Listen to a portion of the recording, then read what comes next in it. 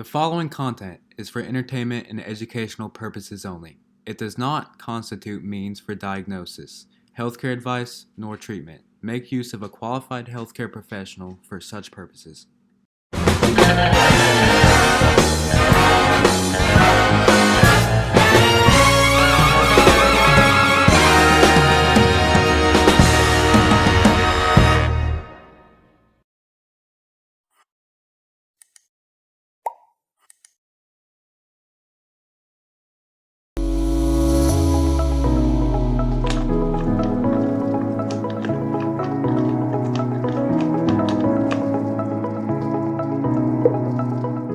Morning, everyone. My name is Dr. Charlene Ortiz, and today we're going to start a new lecture. Today we're going to talk about intelligence. Now, it's immensely important for us to know aspects of intelligence because generally, whenever we are in practice, one of the first things that we come across is aspects of intelligence, for example, learning disabilities, aspects of comprehension, and not only that, but we also have to worry about cognition.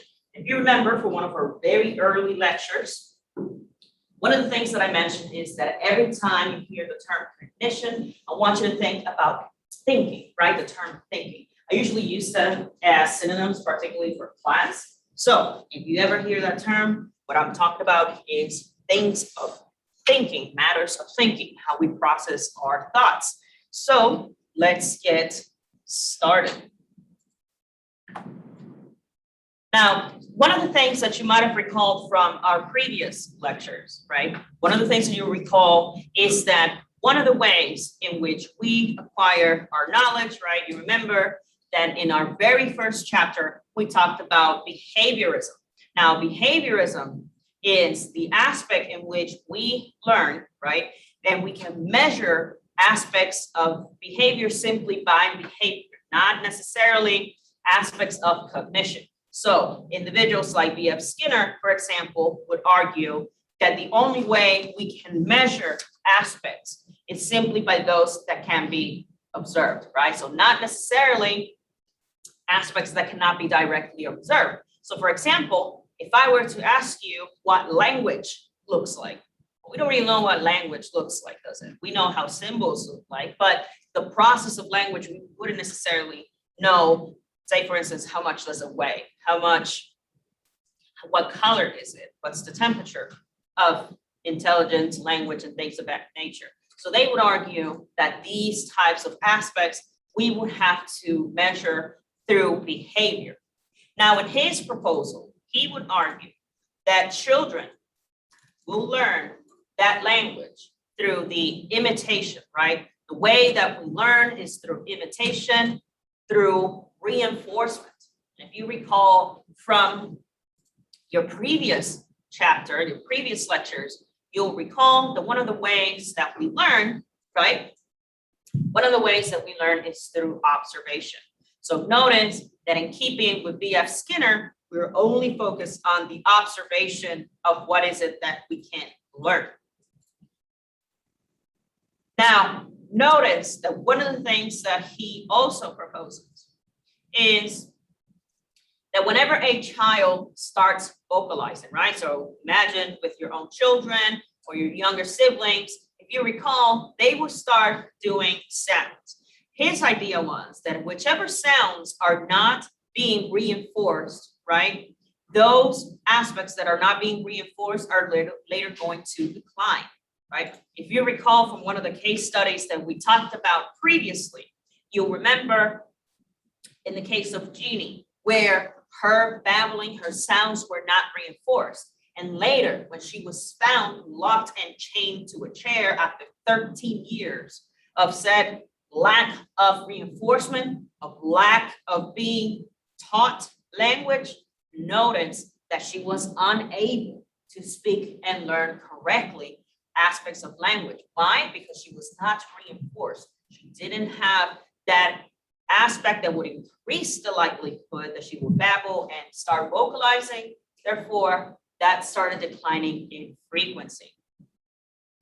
Remember that the ones that are being reinforced, right? The ones that are being reinforced are then going to be those that we're going to maintain. They're going to be reinforced until that vocalization is correct. So that will be throughout the behaviorist theory, right? Whatever behaviors we can observe, whatever behaviors we reinforce, these are going to be the behaviors, the vocalizations, the language structures that we are later going to keep. So any questions specifically on how through the behaviorist perspective is it that we learn language? Good deal. Fantastic. I haven't said fantastic in a while. You guys are letting me slack. I said fantastic in a while. Now, one of the other aspects that we could consider as to why is it that we learn language, I should say, is through the lens of another theory. And that's when we are going to look into Nativist theories. Now, generally, what Noam Chomsky is presenting is that children have the ability to learn the rules of language. Learn the rules of language. So, for example, the child is able to learn a language because they are exposed to the rules of grammar and syntax and sentence structure, things of that nature. For those of you who are studying English and languages or are familiar with other languages, you'll know that one of the most important parts of learning a language is understanding the rules. But you're wondering, right, how is it that a child has the ability, right, to learn these rules, right? Well, it is proposed that children have something that we refer to as LAD, or a language acquisition device. Language acquisition device. And what does that mean? It means that you and I were born with an innate mechanism, that is going to allow you, that is going to facilitate how you learn the rules of language. So, for example, if a child, for whatever reason, had issues with LAD, had issues with their innate mechanisms, right? The child wouldn't be able to put together the rules of language, right? So, for those of you who are familiar with Tarzan, right? The way that Tarzan used to speak in movies and films and cartoons, you remember that he would say something like, instead of "I want to go eat," he will say something like "I want to eat," right? Notice that in that particular case, we would argue that perhaps those mechanisms were not imparted with him, although I would argue that it's more with the BS inner side of things because he wasn't reinforced with the language. So some of you may know I do speak Spanish very fluently, but I do speak French, but it's pretty bad. And why is that? Well, because I still have issues with how to learn the rules of the language, right? Like I understand them, but it's still pretty hard for me to be able to speak the language, although I can read it really well. So that will be a good example for how is it that we learn mechanisms of language, right? So I can read it well, which is passive language, but active language, like writing it or speaking it, it would be a little bit difficult for me. So learning these rules has been a little bit difficult. So any questions about the second theory or Nativist theory, right? We have an innate ability to learn languages, to learn the rules. All right. Now, we also have interactionist theories when it comes to language, right? What does that mean? Well, in this particular perspective, right, in this particular theory, we would argue that both biology, so for example, the nativist aspect of things, and the experience. So in this case, the experience of being reinforced, right, through behavior. Notice that the interactionist theories propose that both of them have a specific contribution to language development. What it's trying to argue is that neither our biological aspects nor our experiences individually shape our ability to learn a language. Notice that we would need both that hardwired pattern, that aspect in order to recognize languages, but we also have the ability to be reinforced, right? To be taught a language. So basically, we put both of those aspects together. So any questions about that? Any questions? All right, good deal. In continuing with individuals like me, for example, that are bilingual. How many of you are bilingual? All right, Spanish, French, German, anything else? What am I missing? Anybody else? Cool. All right. So it's really interesting how a bilingual brain works, right? Generally speaking, when we are referring to the term of being bilingual, what we're trying to illustrate, right? That definition, what it's trying to illustrate is we are learning, we know new languages, right? We know two languages that generally use different speech sounds, generally different vocabulary, and different grammatical rules. Now, generally, when we are thinking about that bilingual brain, right? When we're thinking about that bilingual aspect, notice that there might be some issues, right? When we're talking about raw language processing, right? And the speed, right? The speed in which a person can speak, because we have indeed both of those neural pathways, right? We have two aspects that are being presented at the same time in this person's brain. Matter of fact, if I were to observe a brain of a bilingual or trilingual person and compared to a monolingual, right? For example, a person who only speaks one language, you'll see that their actual brains will look different physically. They will look different because they will have different pathways and different development as compared to a person who is monolingual.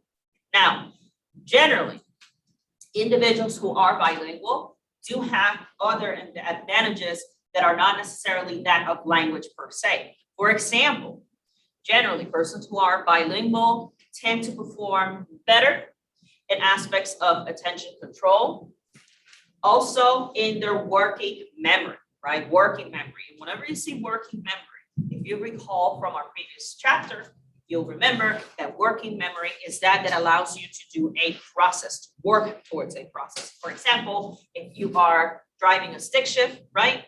That is working memory, that memory that you have, okay, this is when I press the clutch and I shift gears and go up a gear, go down a gear. That is your working memory.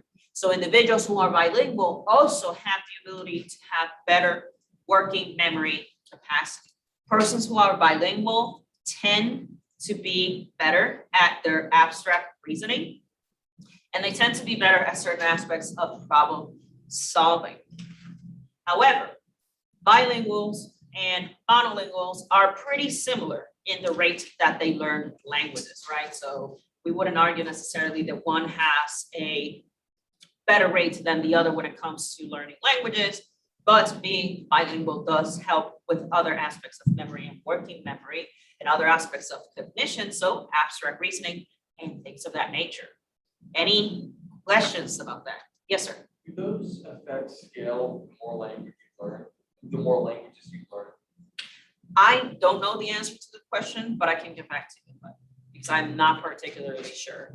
I would argue yes, but I would think it would be like a curvilinear, not curvilinear, and exponential relationship. I feel like it will only be so much that it's better until, okay, it's as far as you get, and then and then it will curve down again. But that would be me guessing because I honestly don't have the answer to that question. Yes, sir. Is that just due to knowing more languages or parts of that, or who learn more languages are better at it? So the argument, and I like that argument. The question is it because they learn their language or is it because they're just better, right? They just so happen to be better. I would argue that it's the acquisition of the language, right? Because you have attempted to learn a new language and you know a new language, you had to develop these certain pathways. You had to develop these skills. Although I would argue if someone has noticed that, oh, I'm really good at learning languages, they would pursue that. That I think it would go more for the reinforcement side of things. But I would argue it's more because of the fact that they learned this language, right? Or another language. And because of that, they have become better at these skills. It's almost like for those of you who play video games, right? And you have really good reaction times, right? You didn't play video games because you had good reaction times. You have better reaction times because you've been playing Call of Duty for the last 15 years, so you know how to react really quickly, right? So I would argue it's the opposite side. Does that answer your question? Now, yes, sir. I was going to ask, is there an appreciable difference between bilingual people who have learned two languages as a child versus like later on? Yes, there is a difference. So the question is, if you learn a language really early on, or if you learn a language later on in life, yes, there is a difference. Individuals, for example, I learned Spanish a little bit later in life. Generally, the sweet spot, generally under 15, but the sweet spot would be under 9 years old if you can learn another language. Under that, generally, you're almost monolingual in the sense that you view both languages the same. Like you're not doing that switch, if you will. It's almost natural. Whereas, so I learned Spanish when I was younger, probably like around 8 or 9 years old. But I started learning French when I was like 13, 14. Now, that's almost what I see as my second language is French, right? Because I learned both languages early, right? So generally, individuals who learn languages a little bit earlier do have almost like I would argue like they're pseudo-monolinguists, if you will, because they learned them almost at that critical, we call that a critical milestones. Bless you. Does that answer your question? Yeah. Now, something I did want to point out is if you don't know the answer of a question, it's always okay to say no, right? For example, I didn't know the answer to that question. And something a good researcher and a good scientist, for those of you who are in engineering or who want to become scientists later on, it's always really important to understand what your limitations are, because in science, we don't do guesswork, right? We try to find answers to questions. So whenever you don't know the answer to a question, it's always really important to, oh, you know what? I don't know the answer to that question, but I can find out. Right? That's what science is about, isn't it? Not trying to guess, but trying to develop new learning. Now, there are some hypotheses that we propose, right? There are some hypotheses that we propose when it comes to learning, right? When it comes to language. Now, the linguistic relativity, what it proposes is that your language is going to determine your thoughts, right? Your thoughts. Now, this specific hypothesis has been faced with some controversy. It was speculated by Ward. And what he noted is that because of your language, right? Because of the language that you speak, you're going to view the world differently, right? So for example, if you grew up with Romance languages, if you grew up with Anglo-Saxon languages, right? He noted that because of that, you're going to view the world in a different way.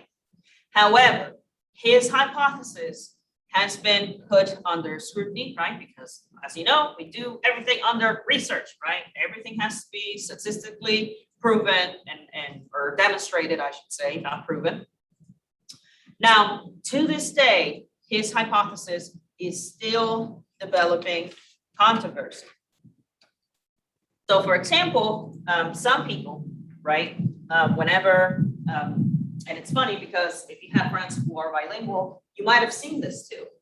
For example, generally, what I've been told is whenever I usually don't speak Spanish at all, believe it or not, I never get to have the chance. Now I do, because I have a lot of clients. As you know, I work under supervision, so I have a lot of clients that either want therapy in Spanish or they don't speak English, or they want a person to speak Spanish. But I've been told that whenever I speak English, right, my view of the world tends to be more serious, right? I make less jokes, I'm more serious, more sober, more poised. But apparently when I'm speaking Spanish, it's a party. I sound so happy, right? I see you kind of laughing. Maybe you guys have a friend that speaks Spanish. She looks so cheerful when she speaks Spanish, right? So could it be argued that I view the world differently because I am switching from one language to the next, right? So that is an argument that has been presented. There is evidence, though. There is evidence to support Worf's perspective of viewing the world differently because of your languages. One of the things that we use to explain this is that, for example, some Eskimo tribes, they have dozens of terms for snow, right? So they don't view the world as we view the world, right? For example, we just see snow as snow, right? We just see it as snow. Whereas people who have their specific language and environment, they view snow differently. So they have other terms, right, to define snow, to explain snow. So we do have some evidence to support Worf's theory. Any questions? Outstanding, outstanding. Now, whenever we are thinking about cognition, right, whenever we are considering thinking, right, one of the first things that comes to mind is problem solving, right? One of the things that we like to do when we think is to solve problems. But let's define problem solving first. As good scientists that we are or are intending to be, we need to define terms, right? So one of the first things is to define problem solving.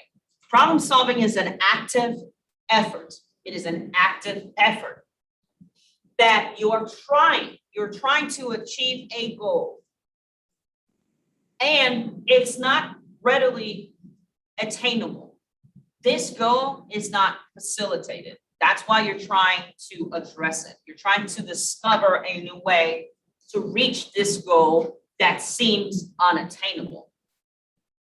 Now, we do have three types of problems. I got 99 problems, you know, those of you who know the song. Now I have 100 problems, that's what it is. I got 100 problems. I see you OGs, you know what song I'm talking about. I see you. But this guy only has 3 problems. I got 99. Well, let's talk about these 3 problems first.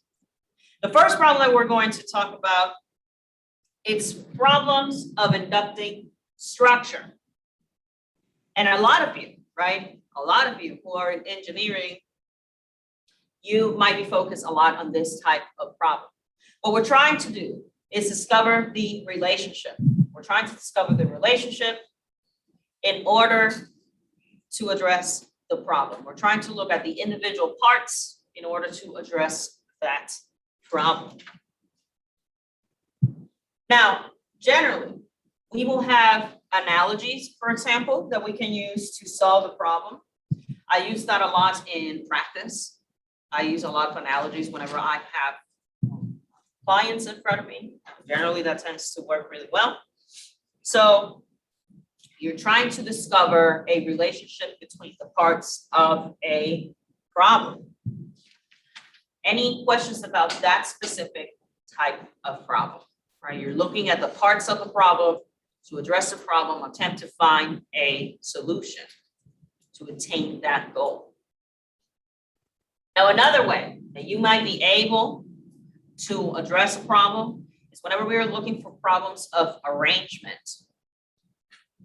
In this specific case, instead of looking at the relationship, right, of the parts of that problem, you're trying to find if we could switch the parts of that situation in order to meet a certain criteria, in order to meet some sort of satisfaction for that criterion. So perhaps the pieces are there, right? The pieces to a solution of the problem are there, but you're trying to rearrange them in a certain way in order to attain that goal of solving that problem. If I can get to point A to point B, right? My car broke down. So if my car broke down, I can look into, okay, what's the relationship between the problems, right? So for example, I see a cap that is not there anymore. Okay, well, I don't have the relationship between this cap and here. Probably something busted, something leaked all over the place. Right, some problems with arrangement. If my car broke down, hopefully not, because I will have a mild stroke if my car broke down. So, but if my car broke down, another thing would be, I will look at problems at arrangement. So for example, can I move certain parts to make the vehicle work? Now, the last type of situation we're going to look into is problems of transformation. Problems of transformation. What we're trying to do is to complete a sequence. We're trying to transform, to create something new, right? We're trying to create something new. We're transforming the sequence in order to reach my goal. So for instance, if I'm trying to, in keeping with the same example that I had of the vehicle, say for example, my vehicle breaks down and I'm trying to transform one issue with the other. Imagine that I have to jumpstart my car, right? So that would be a transformation because now I am trying to change not the relationship of the parts. I'm not trying to rearrange the parts. Now I'm trying to complete a sequence. For example, I wave someone down, hey, can you help me jumpstart my car? And now in that particular case, I am transforming the sequence of events. Instead of the turning on the ignition, and the ignition affects the battery and turns on the engine. Now I'm changing, I'm transforming that pathway. I'm changing that pathway into, instead of the ignition turning on the vehicle, basically somebody else is turning on my vehicle, cranking it up, right? Because they are providing me with a source of energy, right? They're providing me with battery. Any questions about that? And you're thinking, why does this matter? Well, it matters a whole lot because interestingly, when you are going to therapy, either because you're a patient or you're a potential provider later on, notice that many individuals are going to come to you to address problems. Generally, people who are going to therapy, they're not there yet. There's something that they want to deal with. There's something they're trying to work on. So you as the therapist, one of the first things that you can do is ascertain what type of problem does this individual actually have? Because most of the time they either don't know, they don't know exactly what kind of problem they have. They say, well, I'm here for alcoholism. You know, I drink a lot and I don't want to drink anymore. That's why you're here, but that's not really the problem, is it? It's because you may, for example, you're dealing with trauma of being sexually assaulted as a child, and you learn that drinking is a good coping mechanism. So sometimes the person doesn't even know what the real problem is, right? What's the underlying issue? It can also be because they haven't arranged, right? They haven't arranged certain things about their presenting issue. Presenting issue is the term that we use as clinicians to refer to as what brings you here. What is the presenting issue? What brought you here in the first place? So maybe the client in this particular case, we had to, for example, rearrange certain things. For example, we need to say they have a problem at home and it's a rearrangement of roles of the family. So for example, many of you may be dealing with that problem right now, which is, you know, you're young men and women, right? You were in high school or you are in high school, and now you're blossoming into adulthood, right? Now you have certain responsibilities. And mom or dad still sees my little boy, my baby girl, right? But in reality, we need to rearrange these goals because now you're not a little girl or a little boy. Now you're a young man and a young woman. So now we will have to rearrange the perspective that we will have about that family. And problems of transformation. Sometimes you will say, well, my dad is all up in my business. My mom is all up in my business. So now we need to transform, right? We need to do some changes. For example, establishing boundaries. What's acceptable and what is not acceptable to do with your children. And you as a therapist will see that a lot because we have something that we like to call helicopter parents. Who has heard about that term before? Right. I will hate to admit that probably because you have a helicopter parent yourself. My mom was also the same. God bless her. She was just hovering. For those of you who wonder why we call it that, it's because they hover, right? They're helicoptering, right? So we would try to establish boundaries. And in that particular case, that's how we address that problem. So any questions about that? Good deal. Now, generally, there are certain aspects, right? There are certain aspects that will interfere with your ability to solve a problem. Now, one of those things could be irrelevant information. Some people have issues determining what indeed is relevant. What indeed is relevant to solve their problem, to gain more understanding of the problem so it can be solved, right? So this is when you're going to have a client focused on, well, I'm here for couples therapy and I'm angry because my wife cheated on me. And they start saying, well, it's because, you know, I wasn't a good husband to her. I wasn't what she wanted me to be. I wasn't a good lover that she wanted me to be. And sure, we could argue, okay, well, that's a factor that it's present. But ultimately, she made that decision. She made the decision to cheat, right? So would that be considered irrelevant information, right? Oh, I didn't wants to try new things in bed, so that's why she cheated. It's like, okay, well, but ultimately she made that decision to cheat. So that would be an example of irrelevant information. This one happens a whole lot, which is functional fixedness. And what does that mean? It means that you only view an item, you only view a aspect as the most common thing of its most common purpose without even considering how this particular aspect, how this particular object can have features to solve your problem, right? And that sounds really complicated, right? So I'll give you an example. For most of you, right, this is a pen, right? So I'm going to give you an example of functional fixedness. So for most of you, this is a pen, right? But if you're a problem solver, this could be, for example, a weapon, right? So for example, you're exposed to a dangerous situation and you have nothing on you to defend yourself. This very quickly went from a writing instrument, right? And it turned into a weapon to hopefully defend yourself should you not need to. And God bless you all. Hopefully you never have to be put in that situation, right? So notice that if I am functionally fixated on something, I won't be able to solve my problem, which in this case, imagine that someone is coming here to attack me, but because I am fixated and this only being a pen, I wouldn't be able to problem solve and say, how do I defend myself from this attacker? Well, it's because I was functionally fixated. But this turned very quickly into a weapon, right? So notice that individuals who don't have that ability, that become stuck in viewing an object just a certain way, they become fixated and therefore they can't solve their problem. A mental set is also a very typical problem, bless you, when it comes to problem solving, right? What does that mean? A mental set is using, the same strategy that has worked in the past, but clearly is not working anymore. Right? It is not working anymore. You will see that a whole lot in therapy, both because you're the client or because you're the practitioner.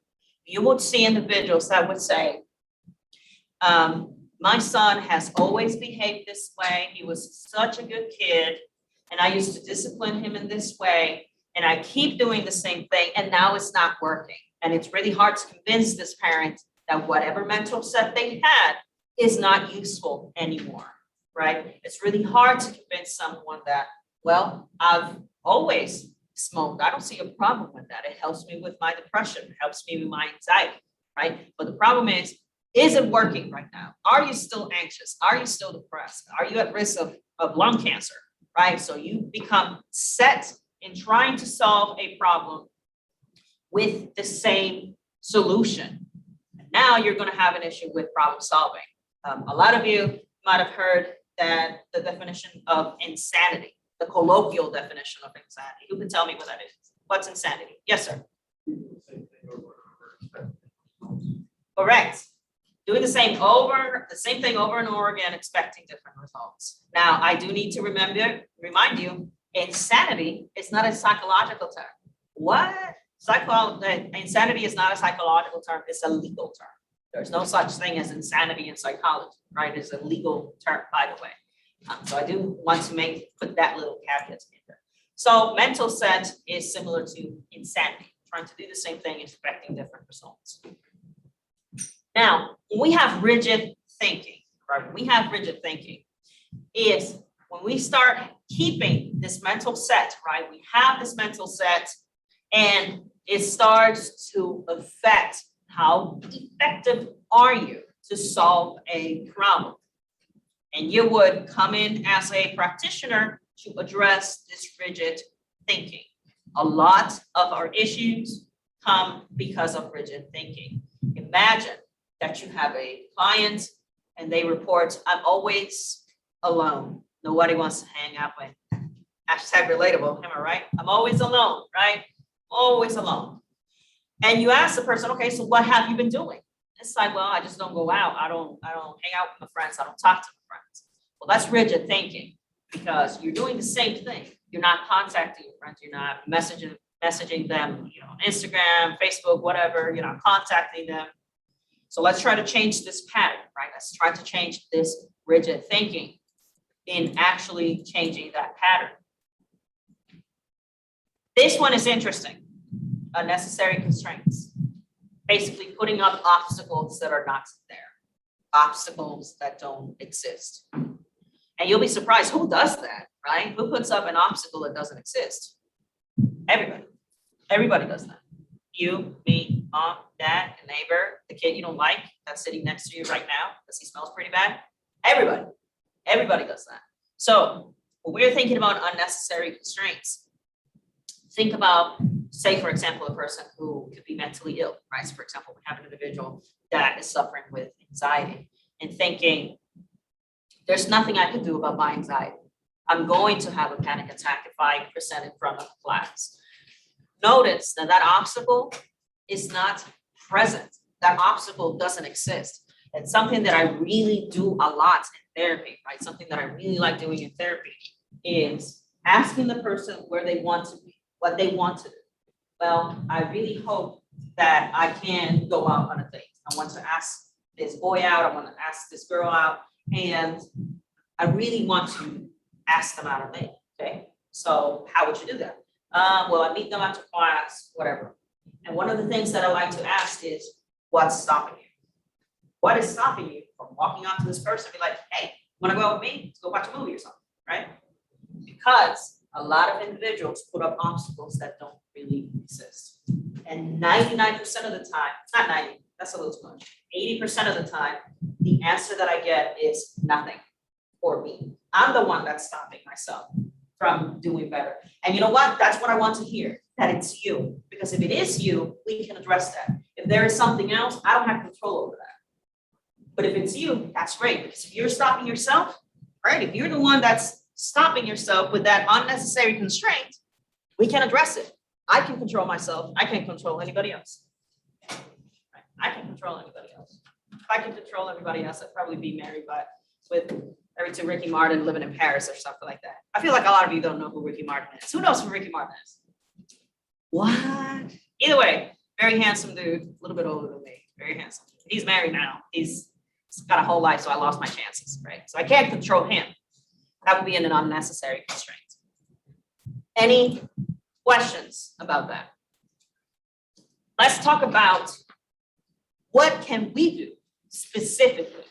What can we do, speaking of unnecessary constraints, to solve a problem?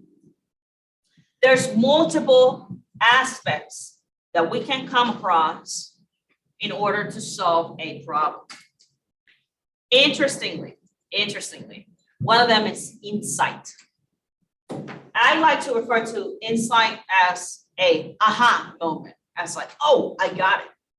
Because insight is a sudden discovery. It's that aha moment. It's a eureka moment, as some people like to refer to it as well. Basically, it's a sudden realization as to how to solve your problem. Generally, this happens because you have tried already multiple times to solve a problem and it just hasn't worked. But all of a sudden, you find yourself saying, I got it. I know how to solve this. Give me this wrench, or give me these type of pliers. Or give me duct tape. Generally, duct tape solves a lot of things, right? So notice that insight is that very aha, eureka, I got it type of solution. But remember, a lot of people refer to it as sudden, but the argument is you have already tried a little bit. Like you have already tried to solve this problem by trial and error, and that's when that sudden realization comes from. So it didn't come from nothing, right? It did come from something, which is your trial and error. And in continuing with trial and error, that's another way through which we can solve a problem. And as the term suggests, you're trying possible solutions. And you're going to subsequently discard those who simply don't work. They're not addressing the problem until you find the one that actually works. Now, I would argue that this requires a certain amount of skill, right? It requires a certain amount of skill, but you're going to attempt to solve the problem until you actually find the solution. Let's talk about heuristic, a heuristic method of problem solving. Generally, these are guided principles, right? It's a general rule of thumb. And what I am referring to is that, for example, think about therapy, right? Think about therapy. And we do have rules of thumb, right? We do have certain parameters that we have come across through research and science for the last 150 years, right? Because remember, psychology as a science is really new, right? It's a very new science when we started using the scientific method. So we do have rules of thumb, right? We do have aspects that generally apply to many of our clients, but sometimes that rule of thumb it does not apply to that particular individual. So maybe we need to move into another aspect. Now, another way to solve problems is turning your big problem into a little problem, because we're going to form sub-goals, right? We're going to form sub-goals. This I do a lot, a whole lot in therapy, especially with individuals with anxiety, right? Especially with individuals with anxiety. This aspect of forming sub-goals, we're trying to turn this big problem into a smaller problem, right? So for example, every time I start a session, I like to say, how you doing? What's better? What's worse? What's different? What's about the same? What are the responses that I get, especially from my clients who have anxiety? Everything's wrong. Everything. Everything. My dad, I have a project due. I have an exam next week. I'm short in rent. I don't have rent money. My car broke down. I'm ugly, right? Nobody wants to date me. Everything's wrong. First of all, let's take this as a smaller thing. And I like to mention to my clients, how do you eat an elephant? I'm pretty sure I've eaten a couple elephants in my lifetime worth of food, all right? But notice that I didn't eat that whole elephant one big old chunk, right? I actually ate it a bite at a time. That's what we do when we're trying to look into creating sub-goals. The client's goal is this big. I want to solve everything in my life. I'm ugly, nobody wants to date me, I have anxiety, my car broke down, my family doesn't want to talk to me. A bite at a time. We establish sub-goals. Generally, I like to start with the one that they view as the worst one. Why? Because problem solving the worst one, in their view, generally can trickle down and start addressing sub-problems of other categories. Any questions about forming sub-goals? Good deal. And the last thing is searching for analogies. Trying to look for another problem, right? Something that you have solved before, right? And how can that be used to your current one? And you're thinking, well, that's a contradiction to being fixated or a mental set, right? Because you're telling me that this is a problem, right? If I stay persistent in something that's worked in the past, you're telling me this is a problem. It's a barrier. But over here, you're telling me that this is an approach, right? That I can use other aspects. Well, it depends on how that actually has served your goal in the past. Because one of the things that I like to ask clients, especially when they're new, I would ask, what has worked in the past? What has worked for you with your depression, with your anxiety, with your, say, OCD, whatever mental illness? It's like, well, I used to have this therapist and they used to like art therapy. And I'm like, did that work for you? It's like, oh, I don't like art therapy. I don't like it at all. Okay, then throw that away because we know that that technique did not work. So we do like to look for previous solutions if indeed that have worked in the past. So any questions about that? Good deal. Now, we can also try to change the representation of a problem. And very, very interestingly, I had to deal with this just yesterday, probably less than 24 hours ago. We tried to change the presentation of a problem. And that is how you envision a problem. To me, even using the word problem is a problem, right? Because we can change it to say a challenge. If I say, I challenge you to do this, or if I say, I'm going to give you a problem, they sound pretty different, right? You're going to envision the situation differently, right? So we can do many, many things to represent a problem. We can use diagrams, flow charts. We can do many things in order to represent a problem. If I restructure that presentation, right? If I restructure that representation, that could give you an insight, right? That can give you an insight. That can give you that aha moment, that sudden discovery of a solution. And I'll give you the example that I had to deal with yesterday. So I had a female, and she was upset. She was upset because her friend called the police on her because she reported to be suicidal, and her friend didn't know what to do. So the friend called the police showed up. Police showed up, and she did not being suicidal, it was a whole thing. So she was viewing this as a problem. She was viewing that her friend snitched on her. She was viewing that she couldn't trust her friend anymore because when she told her she wanted to kill herself, she viewed that was a lack of trust. And she viewed that the police showing up to her house was also a problem because now they have law enforcement. A lot of people don't like dealing with police in the first place. Most of us don't want to deal with police ever. Right?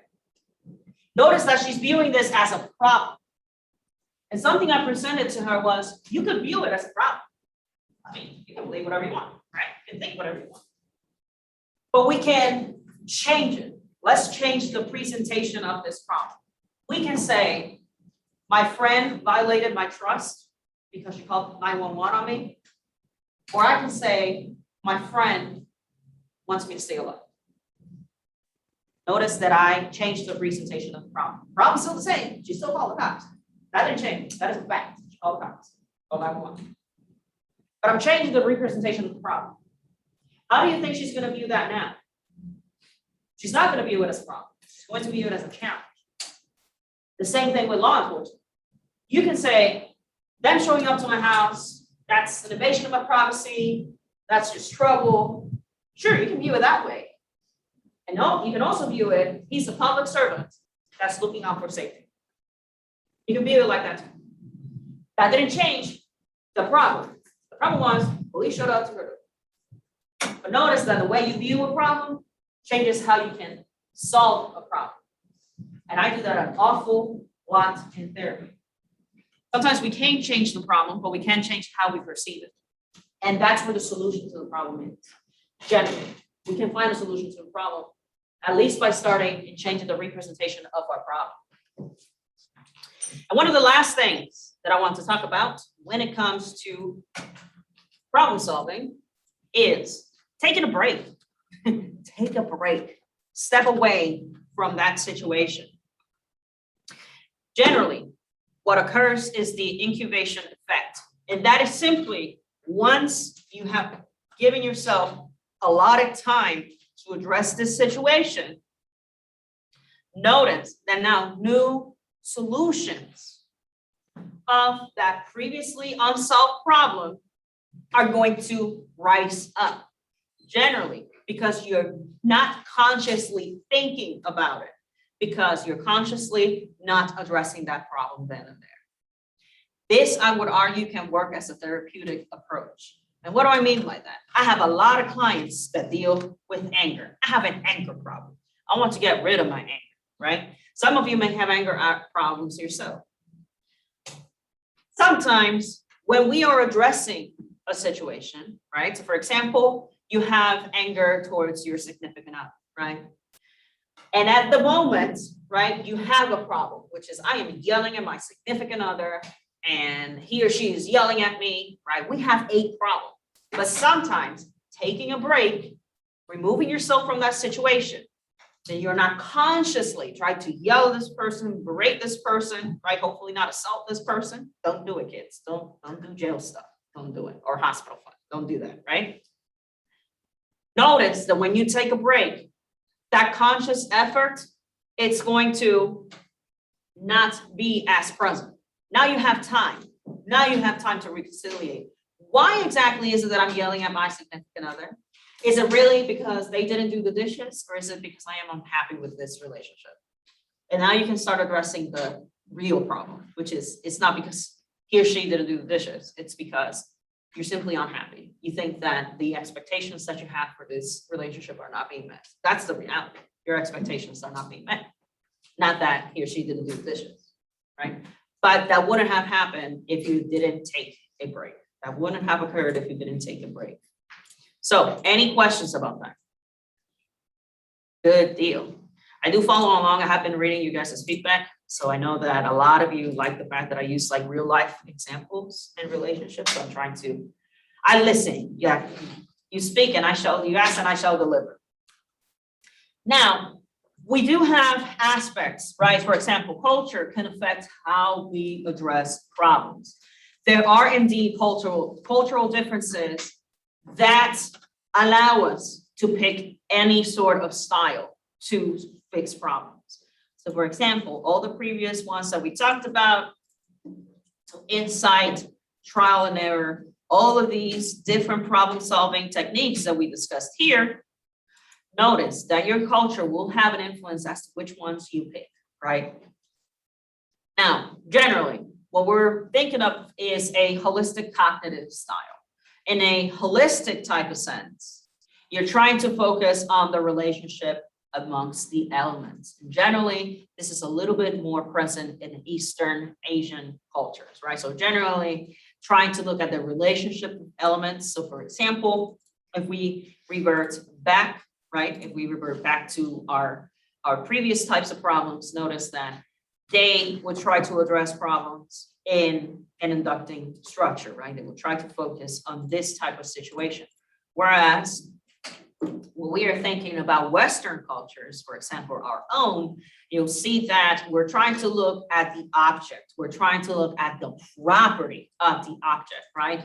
Rather than the relationship, right? So for example, instead of looking at my car, right? In the example that I gave you earlier about my car, and we're thinking about, okay, is the car broken? Is this part of the engine is broken, or this part of the engine is missing? That's why you can start your car.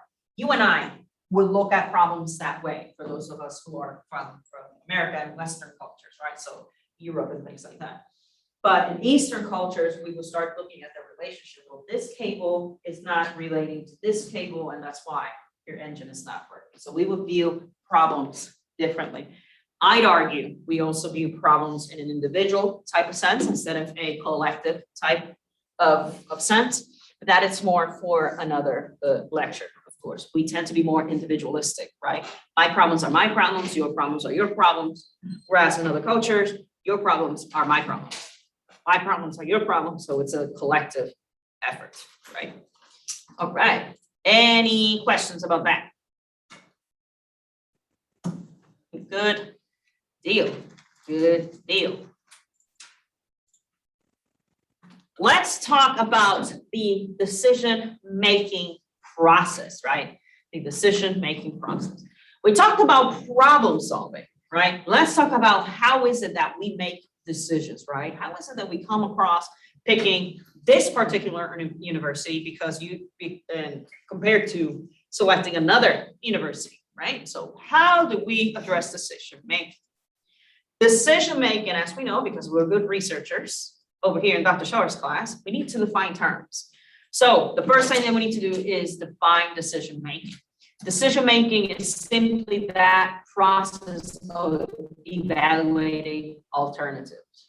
Right? You're trying to evaluate alternatives and basically selecting one over the other, right? Or perhaps a combination, and we'll talk about that, of course, very, very soon. Now, most people try to be systematic and rational about their decision making. Most people like to outweigh the benefits and consequences of their decision, right? Picking this university, for those of you who are selected this campus, and for those of you who are in high school, perhaps if you select this course, or I should say this university as your own, as your alma mater, and I will be here waiting for you when you graduate from high school, because there are some high school students in here. And I love you all. I see you. I love you all. So notice that most of us trying to be rational and systematic when it comes to our decision making. Now, let's talk a little bit more about the theory of bounded rationality. Basically, what this theory proposes, what this theory is trying to mention, is that people tend to use simple strategies, right? People will use simple strategies that only focus on very few, very specific facets, right? Very specific facets of options. The problem is that we're using bounded rationality whenever we're using this type of thinking, is that now in our effort, quite ironically, in only trying to focus on simple strategies, now we have become irrational. Now we are trying to make decisions that are probably less than beneficial, right? They're less than optimal. That is because, why does that happen? That is because you only are giving yourself a limited ability to process this problem, to process this information for your decision, right? Because you're only focusing on very few options, you are negating, you are doing away with other possible alternatives to your problem. I'll give you a real life example. I have many clients, many clients. They go to therapy because of a relationship problem.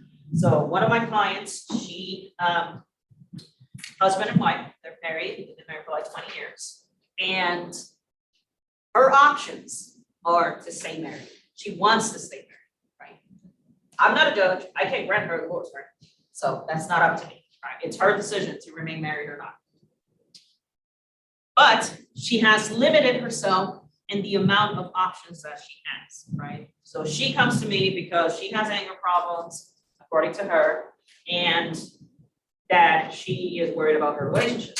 Every time she shows up, either her husband has a black eye, and in one of the occasions I saw her wear a cast, and I'm like, okay, what happened? So they got into a fight in the front yard, and he broke her leg. He broke her foot, actually. He broke her foot, and then she beat him up, and she gave him a black eye. And then sometimes I'll see her with scratches or see him with scratches. Notice that now, because we're trying to be really rational, I want to remain married because I've been married with him for about 20 years. And we have children still, and I want to stay in this marriage. I care about him. But notice that now you've limited your options, right? Because now he's refusing to go to therapy, right? He doesn't want to go, so I'm only seeing her, right? But it's shocking to tell you that in order to have a relationship, you need at least one other person, right? So a relationship takes two people, but I'm only seeing her, right? So now we're limiting our chances, right, of addressing something that should be a team effort, right? Because believe it or not, you need to be with someone else in order to be with a relationship. At least one other person. You know, some other countries, you can be married to however many people you want, but at least one other person. We can't address this marriage, a marriage problem, but I'm not doing marriage therapy, right? So notice that because of that bounded rationality, it will be rational to remain married after 20 years, but it's irrational in this particular instance. Now we have irrational goals, thinking that the marriage is going to change with her only going to therapy. So that's a really good example. It's a really, really good example. Now we're limiting her alternatives. Now, sometimes we have too many options. Sometimes we have too many options. And the problem with that is that you're going to remain in rumination. You're going to keep pondering and thinking about all the decisions, the woulda, coulda, shouldas, right? The woulda, coulda, shoulda. I should have gone to so-and-so college. I could have gone to so-and-so state university, right? I should have gone to this particular technical school, right? Because you have so many choices, that would increase the chances of you experiencing regret. And now that's something you'll have to deal on with therapy later on. Now, many individuals, the issue that occurs other than regret is that many people would say, I don't want to make this decision. I don't want to make this decision. I have too many choices. And then they start deferring that decision making. Right?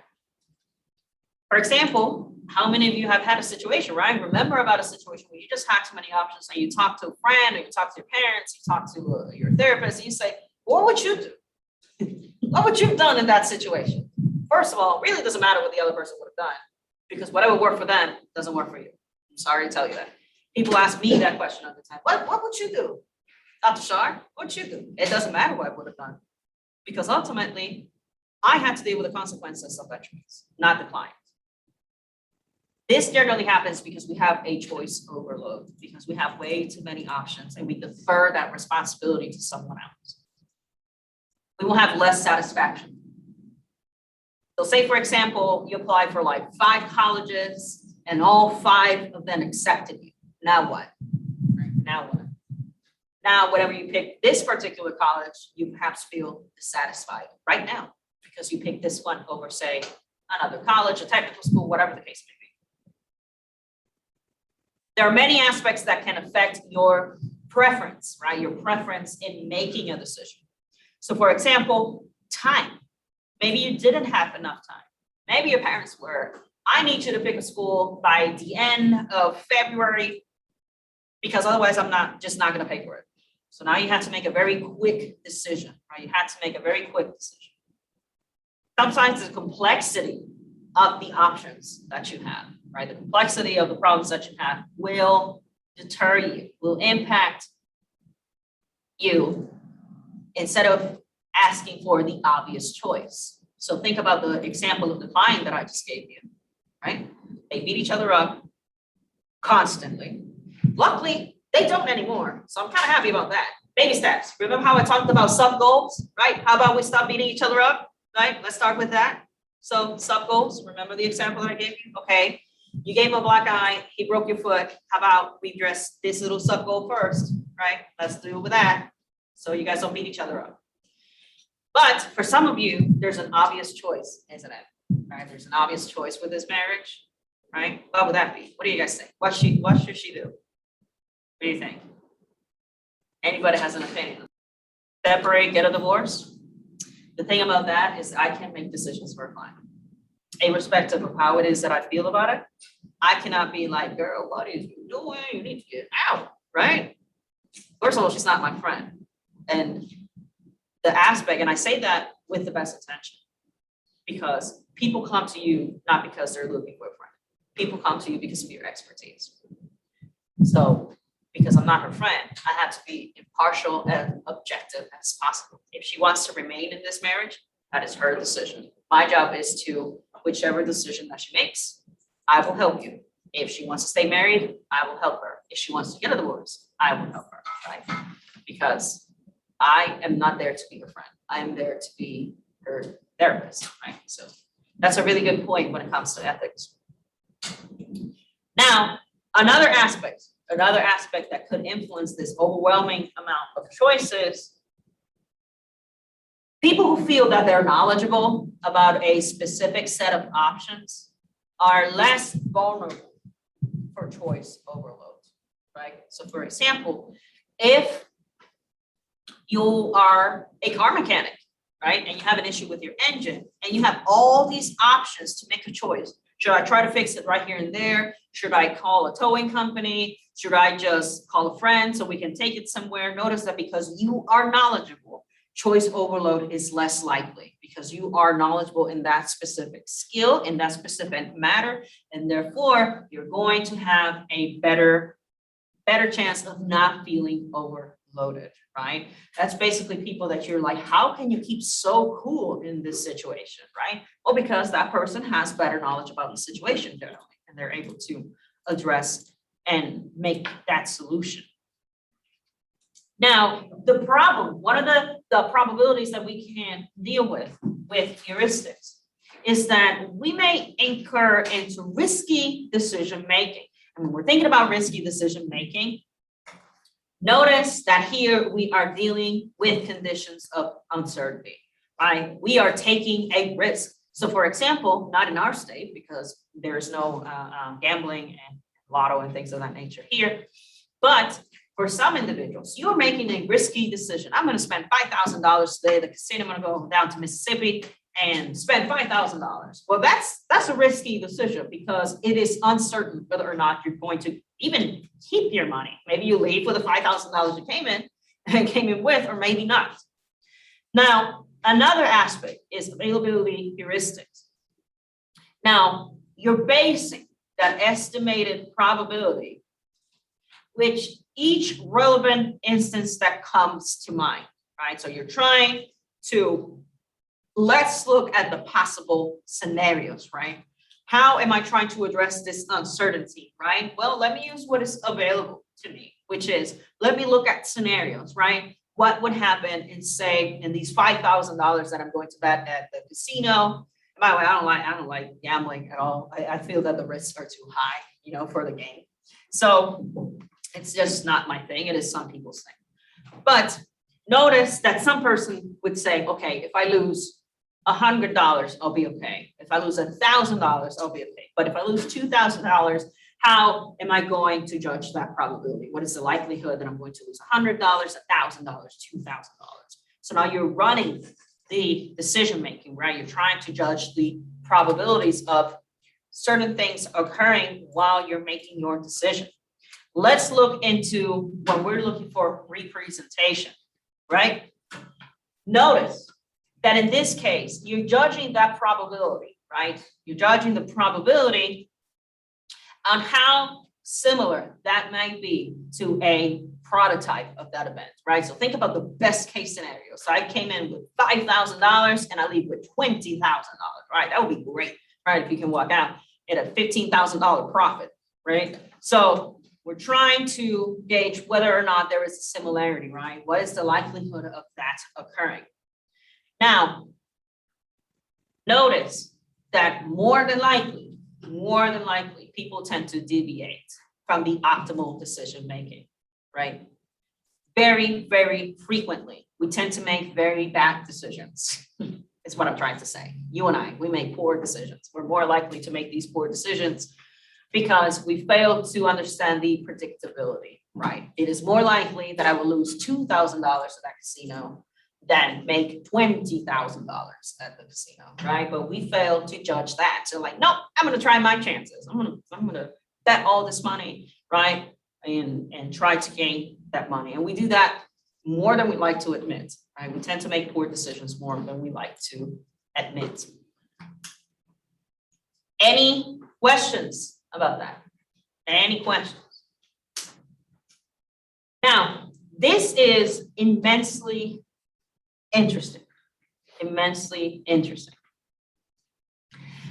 What happens is when we have a conjunction fallacy, we try to pair together two uncertain events, right? And we think that occurs more than likely, right? That occurs way more often than it actually occurs, right? We tend to misgauge, conduct a poor probability, right? So a conjunction fallacy. Generally, it happens because we have a poor representation, right? Generally because we have a poor representation. So in this little illustration, if I can capture your attention to the right of your screen, notice that this is a small illustration, say all college professors, right? So I want you to imagine these are all the college professors that you have on campus.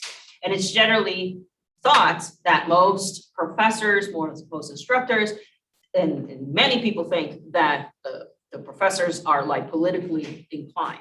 When in reality, in that heuristic sense, most professors are not politicians. Most professors are not involved in politics in any way. So it's unlikely that their classes will be geared towards a certain presentation of politics or some sort of agenda because it is unlikely. But we tend to draw that conjunction fallacy. We tend to think that individuals who have certain professions tend to be geared, for example, to certain types of teaching methods, and that is simply not the case. So, any questions about today's lecture? All right, good deal.